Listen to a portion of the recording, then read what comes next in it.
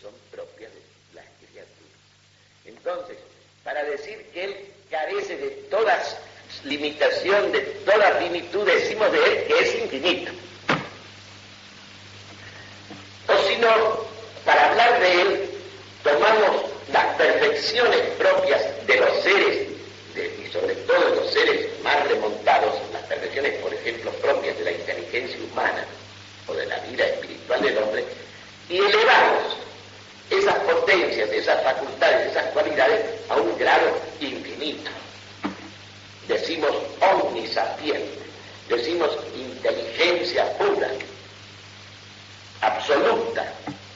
Es decir, nosotros, la inteligencia nuestra tiene el poder de pensar incluso aquello que excede el límite de los seres que puede conocer propiamente por esta vía de negación o por esta vía de eminencia, de, digamos así, de promover o de pensar en un grado evidente todas esas perfecciones que se dan limitadamente en las criaturas. Por eso vamos a estudiar pronto el problema de la analogía. ¿Por qué el pensamiento metafísico del hombre, la inteligencia metafísica, es fundamentalmente analógica? Pero primero quiero terminar este primer capítulo del libro de Santo Tomás. Sigue, puesto que el ser en su acepción primaria, como queda dicho, se divide en 10 categorías. Se refiere al ser realmente existente, al ser que existe en la realidad y que en su primer sentido significa la sustancia de la cosa. Ahora fíjense, ¿por qué Aristóteles al individuo lo llamó sustancia primera? Porque es el real existente, la esencia existente. En la realidad no hay más que esencias existentes, o hay los accidentes que son de la sustancia, que es la esencia existente. ¿Por qué llamó sustancia a la primera de las categorías? Es decir, a los primeros de los modos universales del ser. ¿Por qué? Porque no tenemos otro modo nosotros de abordar el conocimiento del ser existente, de lo existente, sino a través de la esencia. Y por medio de la esencia, que es lo inteligible que tienen las sustancias individuales, que nosotros captamos por medio de los sentidos. Entonces, la primera de las categorías, de las 10 categorías, de los 10 modos universales de ser, es la sustancia, la llama sustancia. Pero la sustancia segunda, así se llama así, sustancia segunda, la primera de las categorías, porque sustancia primera es el individuo, la sustancia segunda es justamente, se refiere a qué? A la esencia o a los elementos constitutivos, inteligibles, que definen la esencia de cada una de esas sustancias individuales. Por ejemplo,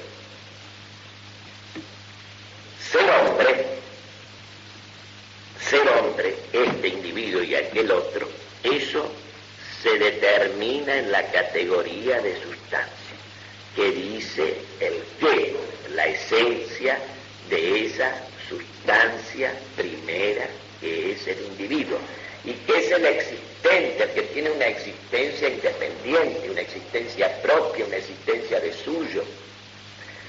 En cambio, si yo digo, Juan es blanco, o es alto, o es hijo de fulano, o está sentado, o está trabajando, todas estas determinaciones son también categoriales, pertenecen a categorías, pertenecen a modos universales del ser, pero que no corresponden a la esencia misma de la sustancia, sino que corresponden a los accidentes.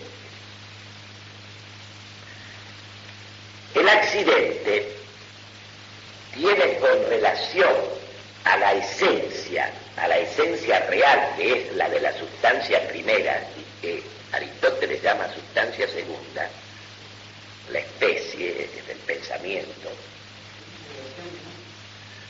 No. La esencia es constitutiva, es determinante, es limitante de la existencia individual. La esencia es, la que se refiere a Aristóteles, es esa esencia que existe como individuo en la realidad. La esencia, por ejemplo, hombre, la esencia cabal. Pero cuando nosotros nos referimos a las otras determinaciones del ser, las otras 9, corresponden a modos accidentales del ser. Claro que también hablamos de la esencia, por ejemplo, de un accidente, se habla de la esencia de un accidente, pero por ejemplo de la esencia de lo blanco, de la esencia del color, o de la esencia de la cantidad. Por ejemplo, se estudia la naturaleza de la cantidad, lo que cantidad es. Pero en la existencia real fuera de la mente, todos esos accidentes, por ejemplo, las cualidades, las cantidades, las relaciones, las acciones, las pasiones, el lugar, el tiempo, el hábito, la situación, y he nombrado los 9 modos universales del ser que corresponden a los accidentes. Esos accidentes con relación al existir carecen, no existen de suyo por sí mismo, en sí mismo, existen en otro. Tienen la misma condición que tienen los parásitos, no sé si me explico. El parásito es una cosa real, pero el parásito no vive ni existe por sí mismo, sino que vive y existe dependiente de otro, en otro y por otro. El accidente tiene ser, pero es un ser mínimo, es un mínimo de ser, es como una pobreza de ser, porque el accidente es un ser que se sostiene en la sustancia, y lo único que la sustancia es ella misma, en su constitución misma, es la esencia. Ahora, la esencia es en primer término algo de la sustancia primera del individuo, por eso también la llama sustancia Aristóteles.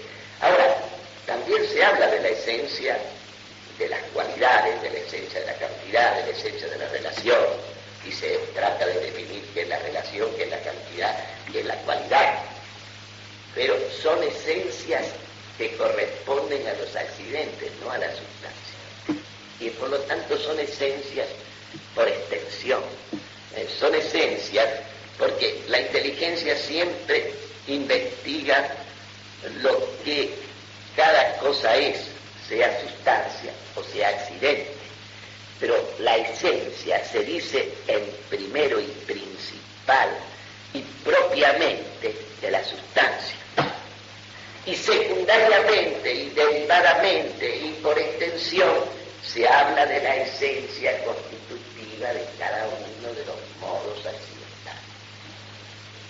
Pero hay que tener siempre en cuenta que la esencia de un accidente corresponde a un ser que en la existencia es algo de otro y por otro. No es algo de suyo ni en sí ni por sí mismo. No tiene existencia independiente, existencia separada como tiene este caballo o como tiene el agua que existe en este vaso. Esa transparencia del agua es algo que sin el agua no existiría. El agua podría estar sucia, turbia y sería agua. En cambio, la transparencia del agua es algo del agua y por el agua. Como el ser joven o viejo yo es algo que depende de mi existir como alguien, como persona, de mi existir sustancial. En cambio, el ser hombre yo es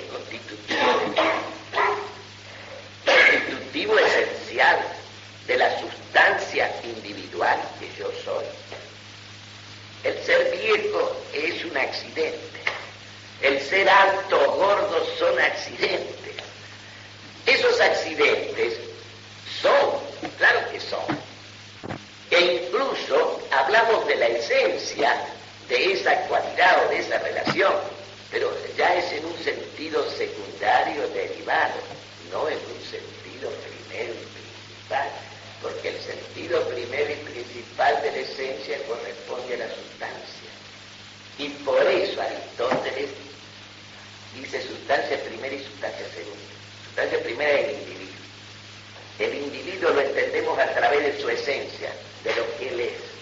Y por eso él llama sustancia también a la esencia, es decir, al ser inteligible, a lo que hace que esa cosa sea un hombre en su existencia en la mente. Porque ¿qué hace la mente? Abstrae ese núcleo inteligible que es la esencia de una cosa que está individuada en su existir fuera de la mente y lo asimila en un concepto y lo reviste a ese mismo ser, a esa misma esencia con los caracteres de universalidad y abstracción que le proporciona la existencia en la mente. Pero ¿por qué llama sustancia a la primera de las categorías? Porque corresponde a la esencia constitutiva de las sustancias individuales que son la verdadera realidad de todo lo que existe. Y las otras categorías, las otras 9 categorías corresponden ¿a qué? A esos modos de ser, modos universales de ser, que se dan en las cosas existentes, pero que tienen nada más que el valor ontológico del accidente. El accidente es algo que no existe por sí mismo, sino por otro. Es algo que no existe en sí mismo, sino en otro. Es algo que no depende de sí mismo, sino de otro. Es algo, además, que aunque falte o se cambie o se altere, como se alteran o cambian los accidentes, no cambian la sustancia de la cosa, no cambian la esencia de la cosa. Por eso, a mí que me interesa en última instancia que me digan usted tiene que comulgar de pie en vez de rodillas. Bueno, a alguno le parecerá una cosa, un cambio de mucha moda, pero en definitiva no afecta a la sustancia. Lo que no puede, por eso cuando se dice que vivimos en la era del cambio, la iglesia tiene que cambiar, tiene que ayornarse, la palabra ayornamiento, pero el ayornamiento afecta a la sustancia de la iglesia o lo accidental y circunstancial de la iglesia. Eso es lo que hay que preguntarse. ¿Se da cuenta? Mientras la misa siga siendo fundamentalmente la renovación del sacrificio de nuestro Señor Jesucristo en la cruz y se siga obrando en ella el sacerdote la transubstanciación, es decir, lo mismo que él hizo en la última cena, la misa poder tener otros ofertorios, cambiar un meneo, cambiar en fin, las oraciones, los santos, ese es un problema. Al final todos se refieren a Dios de algún modo, ¿cierto? Entonces, esas cosas, mientras afecten lo circunstancial y no toquen lo sustancial, el problema es un asunto de prudencia, de adecuación a los tiempos, de ponerse más a tono con las circunstancias. Todo eso a mí personalmente no me afecta. Me gusta más la forma en que hacíamos las cosas porque en fin, yo me habitué a ellas y a veces me parecen más razonables. Porque para mí me parece más razonable, pero es un punto de vista personal, que todos, el sacerdote y los fieles, estén siempre frente a Dios. A mí me gusta más. Yo entiendo, por ejemplo, me parecería una cosa más razonable que si, por ejemplo, cuando nosotros adoramos al Santísimo, nos ponemos de rodillas. Yo pregunto, cuando yo recibo la comunión, ¿qué es lo que estoy recibiendo al Santísimo? ¿Qué diferencia hay? No sé si me entienden, ¿qué diferencia hay? esa hostia consagrada, ¿quién es? Es Cristo mismo, es Dios mismo está presente ahí. ¿Y por qué me arrodillo en un caso y en el otro no? Y bueno, claro, son problemas. Se da cuenta, yo no estoy hablando de cosas esenciales, pero estoy hablando de cosas que evidentemente usted ve un poco de incongruencia, no sé si me explico, que mantenga una actitud en un caso y frente a lo mismo cambie la actitud. A mí, en definitiva, no me voy a enojar, ni me voy a rebelar porque me digan comulgue de pie. Cuando el padre Uller dice la comunión allá, todo el mundo comulga de rodillas, ¿no? Pero si alguien se presenta de pie, se la da también, porque no puede dejarla.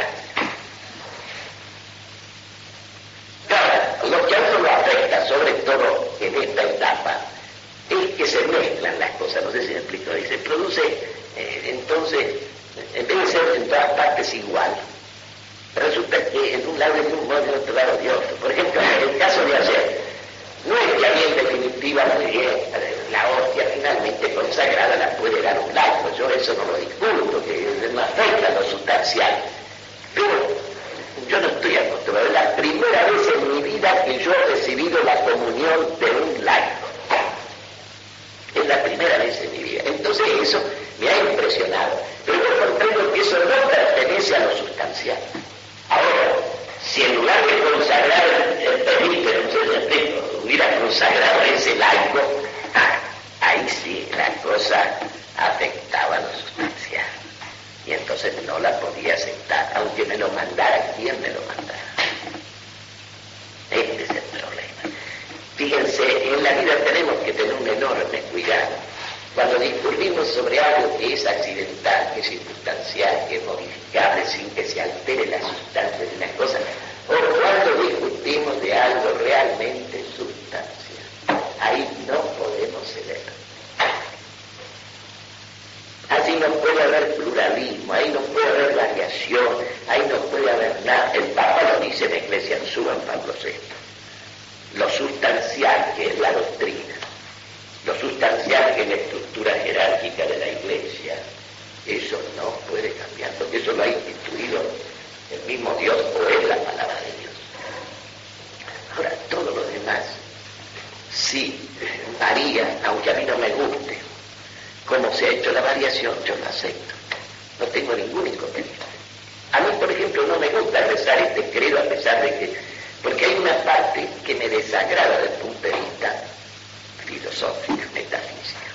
Y es la parte que dice que el Hijo es de la misma naturaleza que el Padre. Eso es embromado. El texto latino dice consustancial, no dice que es de la misma naturaleza. No es una sola naturaleza.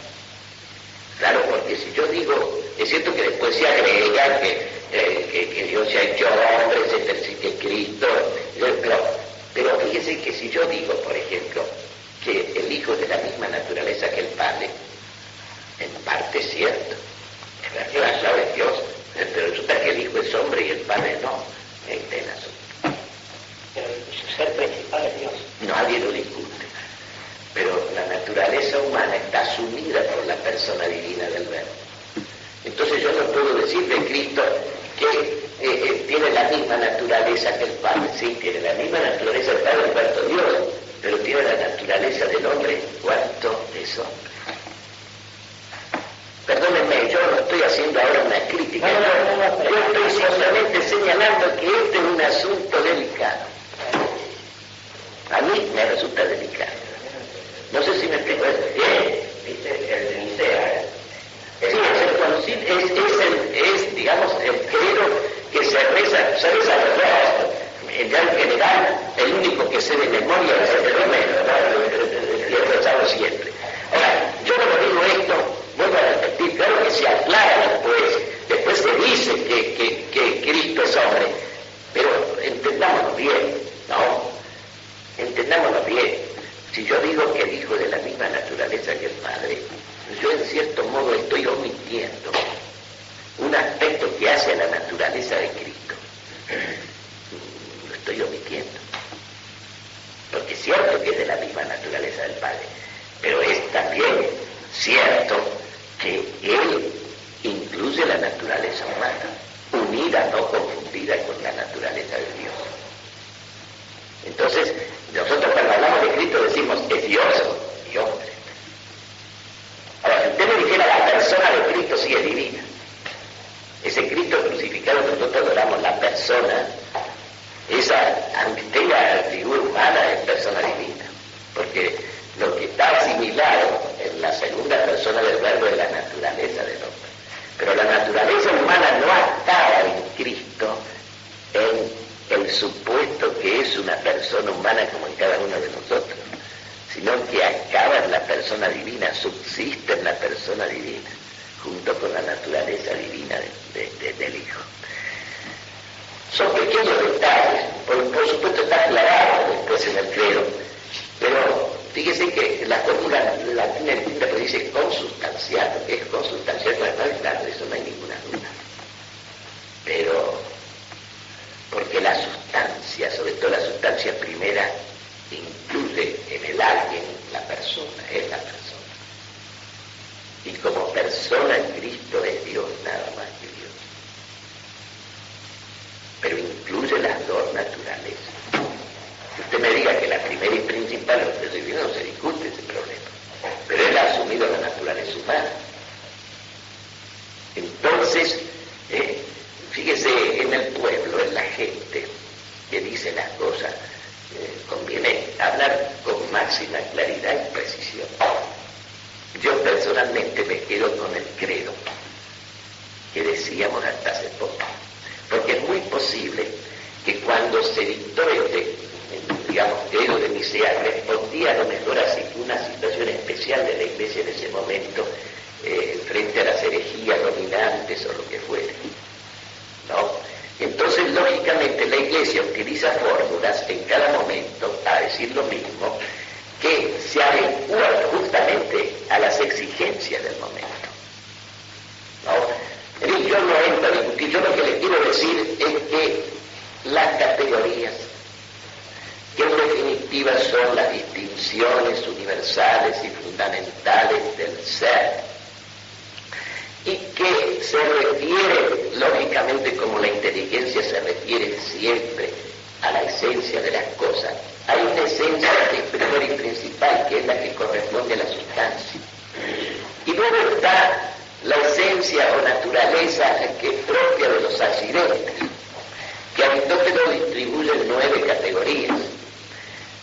El accidente ser, como es la sustancia, pero es un ser menor, es menos ser, un ser más pobre, porque es un ser que no existe de suyo, por sí mismo, en sí mismo, sino que existe en otro y por otro. Es lícito que yo hable de la esencia del color, por ejemplo, del azul, o de la esencia de la cantidad. Por ejemplo, nosotros estudiamos lo que es la cantidad. ¿Qué es la cantidad? Pregunto por la esencia de la cantidad. La cantidad es ser más o menos, de todo lo que se puede decir de la cantidad. Hegel la define diciendo una cosa muy fina, dice, la cantidad es la cualidad indiferente, porque aumenta y disminuye y sigue siendo cantidad.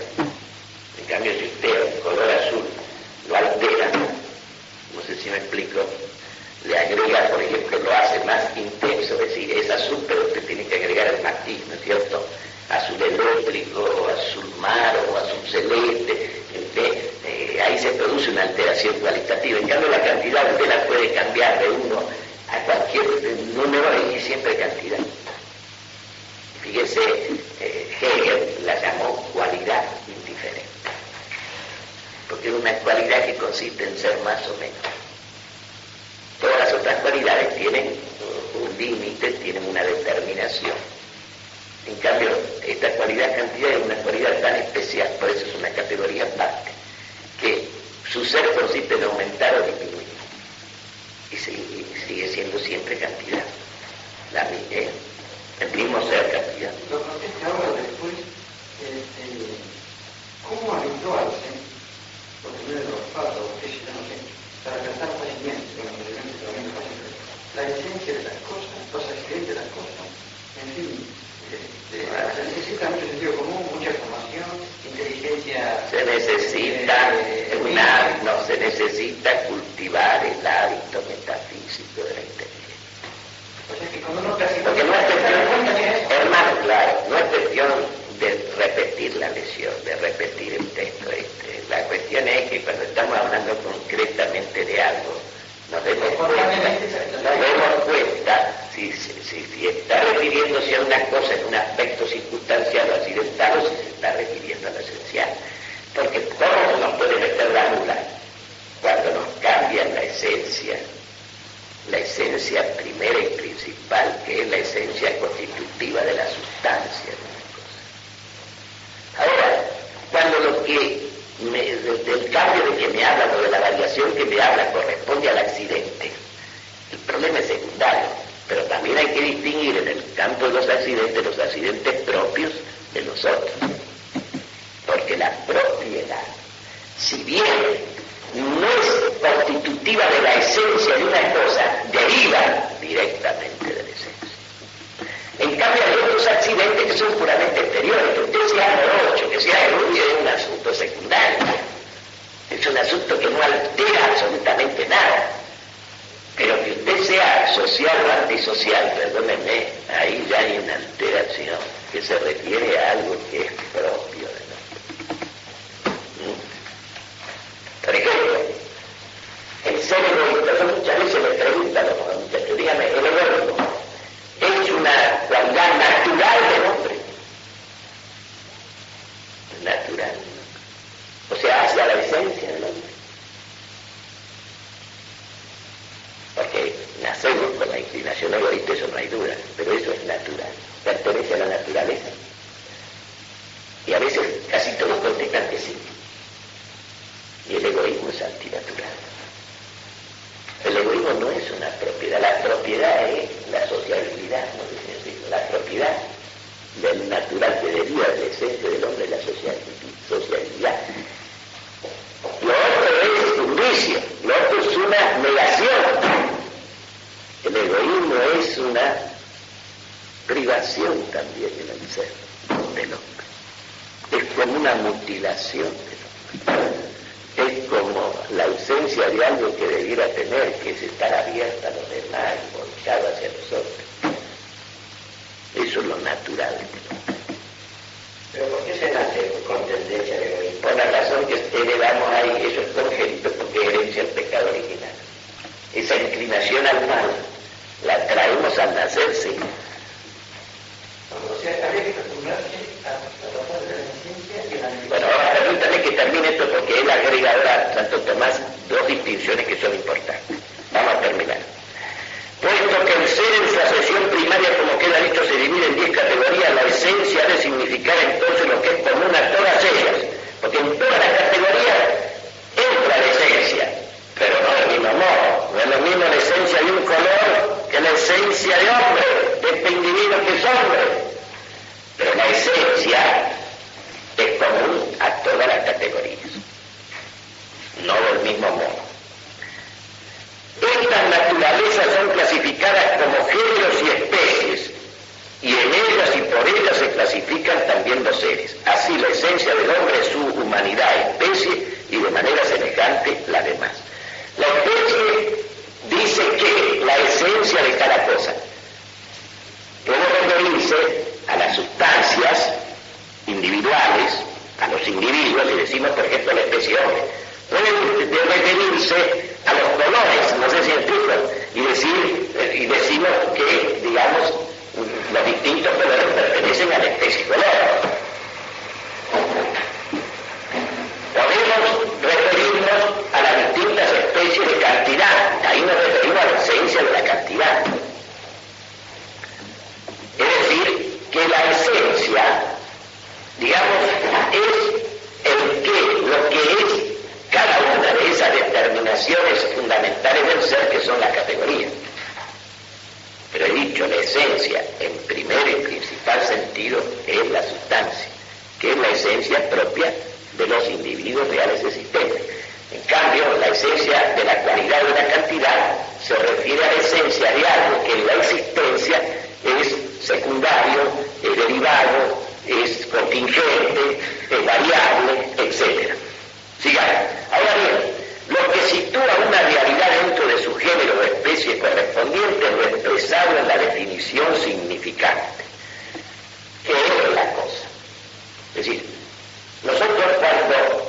referimos a algo, sea en la realidad, sustancia, o sea, accidente, cuando nosotros inquirimos que nos digan qué es ese algo, preguntamos qué es esto. O sea, preguntamos por qué. ¿Por quién? Por la esencia.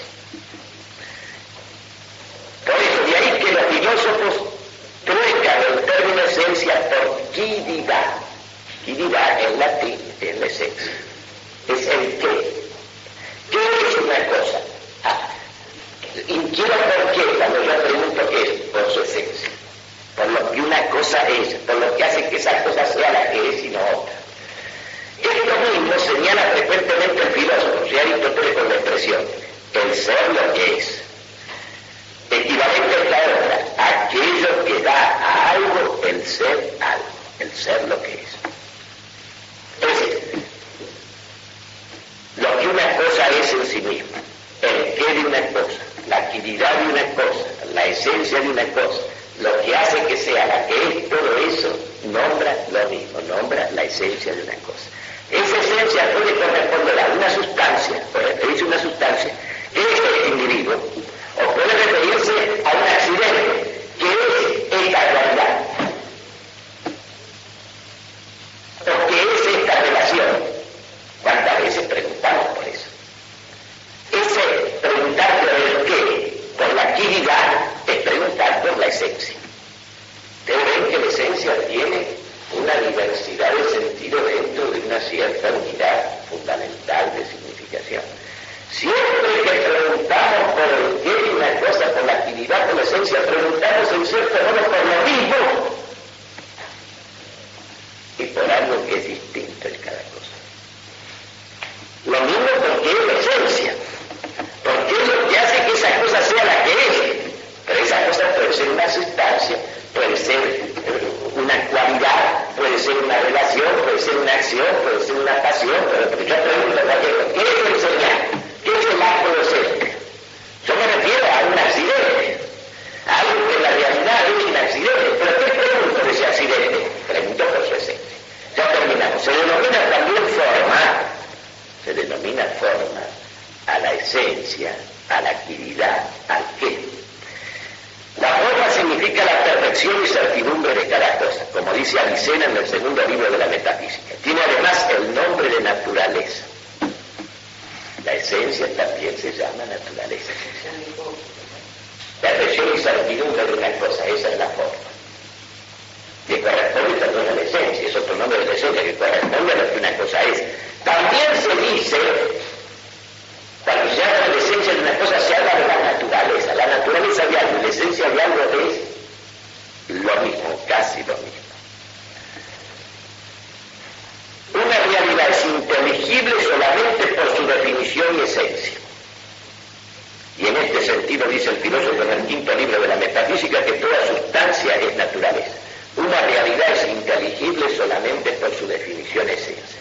Solamente cuando definimos una cosa, o cuando establecemos la esencia constitutiva de esa cosa, o cuando establecemos lo que ella es, o cuando establecemos la forma que la constituye, que la hace ser lo que es, o cuando establecemos la naturaleza de esa cosa, en todos los casos nos referimos a lo mismo, solo que la naturaleza es un sentido de esencia operante, en un sentido operante, dinámico, es considerar la esencia de algo en cuanto opera y obra. Por eso se dice que el obrar sigue al ser. No sé si explico, el operar sigue al ser. ¿A quién sigue? A la esencia de una cosa. Una realidad es inteligible solamente por su definición y esencia. La naturaleza, así entendida, indica más bien la esencia en cuanto dice relación a la actividad propia de cada realidad, dado que ninguna cosa carece de su peculiar operación. La operación sigue al ser. Y la operación, cuando hablamos de operar de una cosa, cada cosa opera según su naturaleza. Lo mismo podríamos decir según su esencia, según lo que es. La operación sigue al ser. Aquí ha querido Santo Tomás en primera instancia mostrar todos estos sinónimos, no sé si me explico, todas estas diversas maneras de nombrar lo mismo, de nombrar aquello que la inteligencia busca en todo cuanto existe e intenta comprender y entender, que es la esencia, que es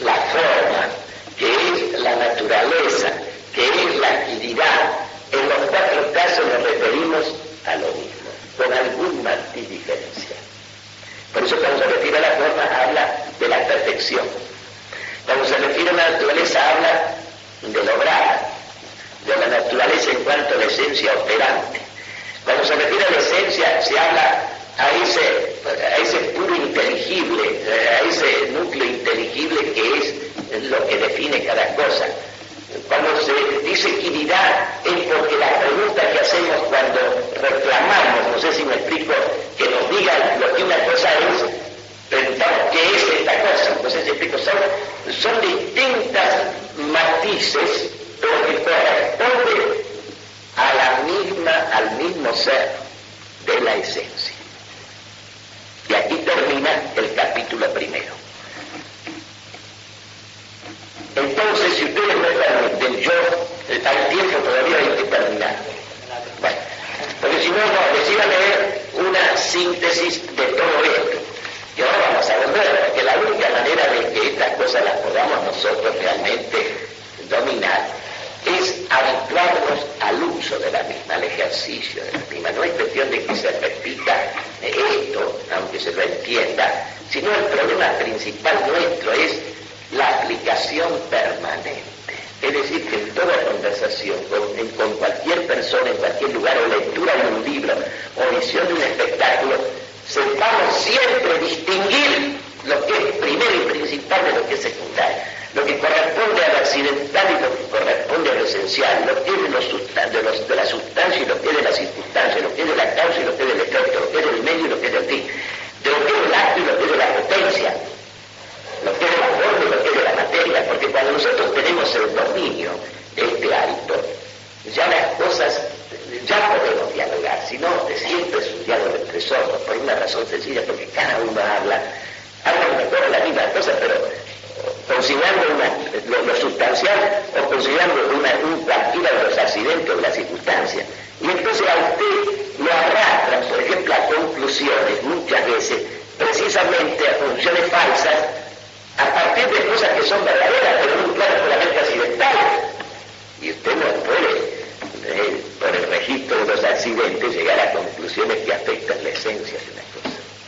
Y este es el verdadero problema y la gran tragedia del momento que nosotros vivimos. Porque nos meten la mula. ¿Por qué nos dicen la iglesia del cambio? Habría que aclarar. La iglesia del cambio es lo que la iglesia puede cambiar. Y la iglesia inmóvil es lo que la iglesia debe permanecer fija e inmutable. Una cosa sencilla. Pero cuando usted habla del cambio y del ayornamiento, y resulta que el ayornamiento y la actualización se la pretenden aplicar a lo que es sustancial, ahí viene el problema.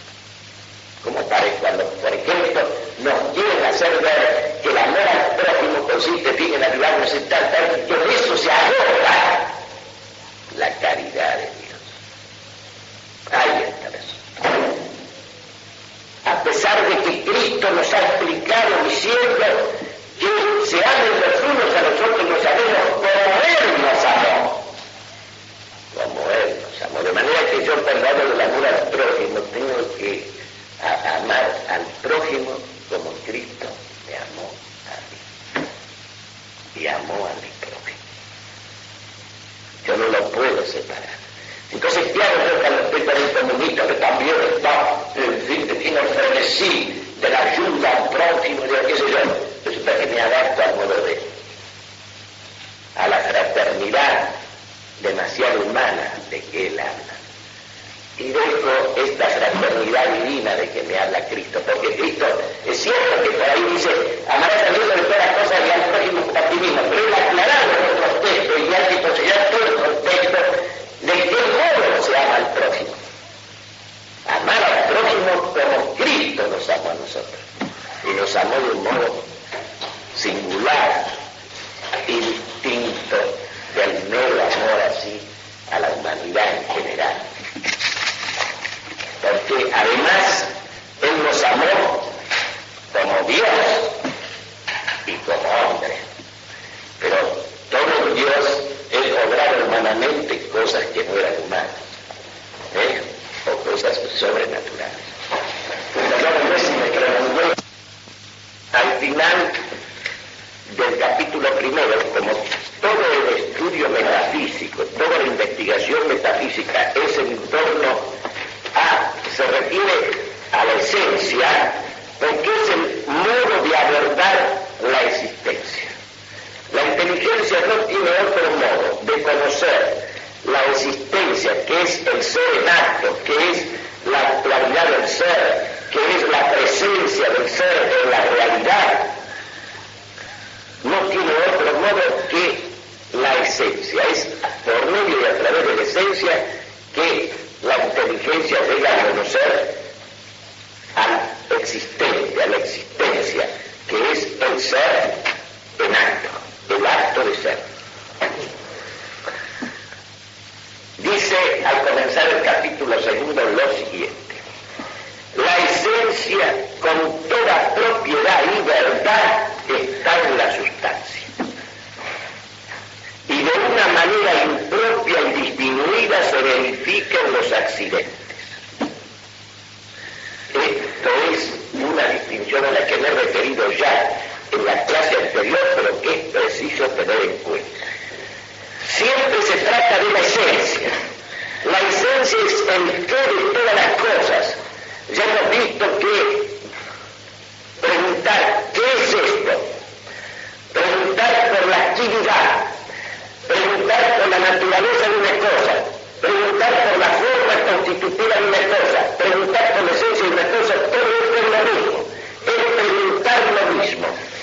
Y esa pregunta, lo mismo, la podemos hacer con relación a la sustancia, que es el ser existente, con existencia en sí, por sí, con existencia independiente, como son todos los individuos existentes, que son algún ser determinado, un hombre, un caballo, agua, oro, plata o lo que fuere.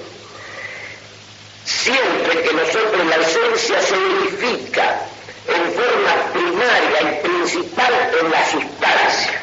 Hemos visto que la sustancia es la esencia